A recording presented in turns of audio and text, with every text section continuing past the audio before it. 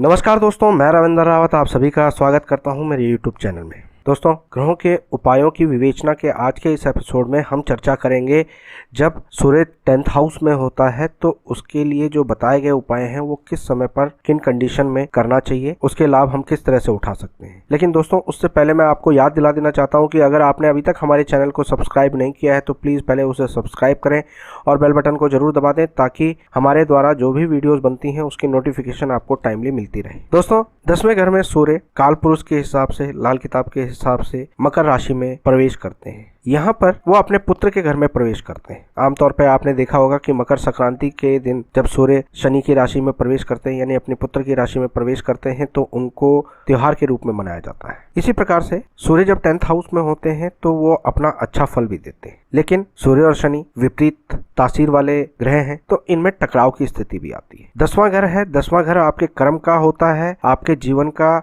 ये वो पक्ष होता है जो आपके अपने हाथ में होता है। यहाँ पर जो भी ग्रह का फल रहेगा वो 10 गुना पावर से होगा, यानी अच्छा फल मिलेगा तो 10 गुना पावर से, और बुरा फल मिलेगा तो 10 गुना पावर से। ये घर पिता को रिप्रेजेंट करता है, आपके कर्म क्षेत्र को रिप्रेजेंट करता है, आपके पिता को रिप्रेजेंट करता है। समाज में आपके कार्य क्षेत्र में आपको कितनी सफलता मिलेगी, उस पर कितना आपको लाभ मिलेगा, वो सारी चीजें इसी घर से देखी जाती हैं। दोस्तों, पिता को अगर यहाँ पर कष्ट आ रहा है तो ऐसे में आपको देखना चाहिए कि आप अगर शनि को मजबूत कर देते हैं तो यहाँ पर पिता को कष्ट आएगा, साथ ही साथ आपकी गृहस्थी में भी प्रॉब्लम आएगी क्योंकि सूर्य यहाँ पर बैठे हुए हैं और ऐसे में आपने शनि की चीजों का प्रयोग किया, शनि की चीजों को सेवन किया, यानी तामसिक भोजन प्रयोग किया, मांस अंडा शराब का आपने सेवन किया, तो इससे शनि एक्टिव हो जाएंगे और सूर्य शनि का जो टकराव है वो बढ़ जाएगा, जिसके कारण पिता को कष्ट आएगा क्योंकि सूर्य पिता है और सूर्य और शनि का टकराव शुरू हो जाएगा जिससे शुक्र पीड़ित हो जाता है, यानी आपके गृहस्थी में प्रॉब्लम आएगी। सबसे पहले तो इस चीज का आपको परहेज करना चाहिए। दोस्तों, 10वें घर का मूल आधार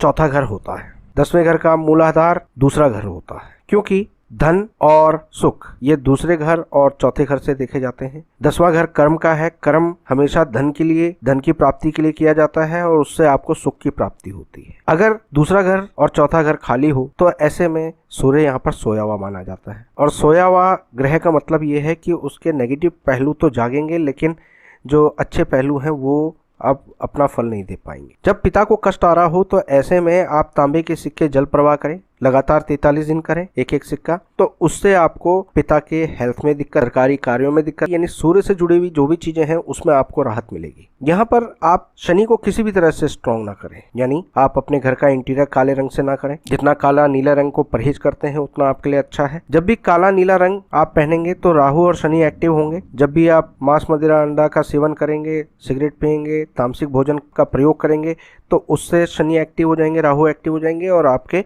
सूर्य को खराबी मिलेगी, जिससे कि सूर्य का जो फल है वो नीच का हो जाएगा। दोस्तों, जब भी सूर्य 10वें घर में बैठे हों और आपको सरकारी अड़चन आ रही हो, कोई पुलिस केस बन जाए या लड़ाई झगड़े शुरू हो जाए, तो ये सूर्य शनि के टकराव में मंगल बध शुरू हो जाता है, मंगल बध का प्रभाव शुरू हो जाता है, यानी राहु का नीच प्रभाव शुरू हो जाता है। ऐसे में आपको लाल चींटियों को आटा और चीनी डालना चाहिए, तांबे के सिक्के जल प्रवाह करने चाहिए। ये दोनों उपाय अगर आप करते हैं तो इससे आपको लाभ मिलता है। दोस्तों, 10वां घर और 12वें घर का आपस में संबंध है क्योंकि ये अचानक चोट देने वाले ग्रह होते हैं। जब भी 10वां घर खराब होगा तो अचानक चोट देगा आपके 12वें घर को। 12वां घर जो होता है वो दंड का होता है, यानी आपके जो भी जीत है वो हार में बदल जाती है, आपका नुकसान होना शुरू हो जाता है, आपको दंड मिलता है। तो ऐसे में आप अपने सर को ढक कर रखते हैं तो इससे आपको लाभ प्राप्त होता है, यानी जो सर का तालू वाला हिस्सा होता है जिसे क्राउन चक्रा भी कहा जाता है, उस हिस्से से अल्ट्रावायलेट रेज यानी राहु की रेजेस प्रवेश करती हैं और आपके दिमाग को डिस्टर्ब करती हैं, आपके अंदर उत्तेजनाएं बढ़ा देती हैं, आपके अंदर लड़ाई झगड़ा करने की प्रवृत्ति पैदा कर देती है। आप उग्र हो जाते हैं, आपका स्वभाव लड़ने वाला हो जाता है।